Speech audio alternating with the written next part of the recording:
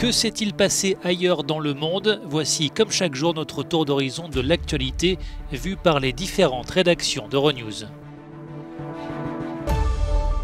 Die Polizei hat in 4 Bundesländern Razzien im islamistischen Milieu durchgeführt.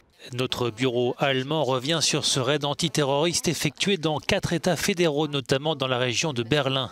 L'opération a visé les milieux djihadistes tchétchènes. Plusieurs individus âgés d'une vingtaine d'années sont soupçonnés d'avoir repéré des lieux pour perpétrer des attaques, comme semblent le suggérer des images retrouvées sur un téléphone portable. Il n'y avait toutefois aucun danger immédiat, a précisé le procureur. 180 hommes ont été mobilisés pour ce coup de filet. Die genauen Motive sind nun Gegenstand der weiteren Untersuchungen.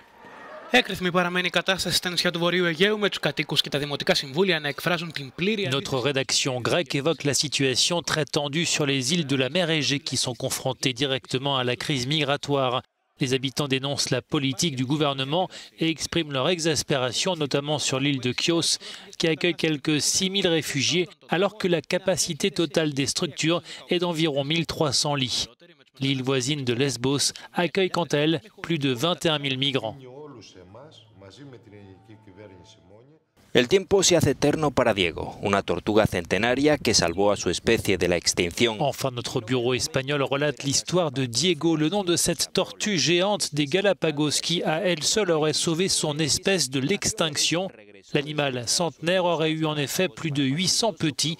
Il avait été extrait de son île natale pour contribuer activement à un programme de reproduction de cette espèce qui, à une époque, ne comptait plus qu'une quinzaine de spécimens.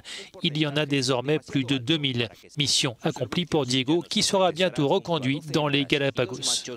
A la hermosa isla en la que pasó su juventud.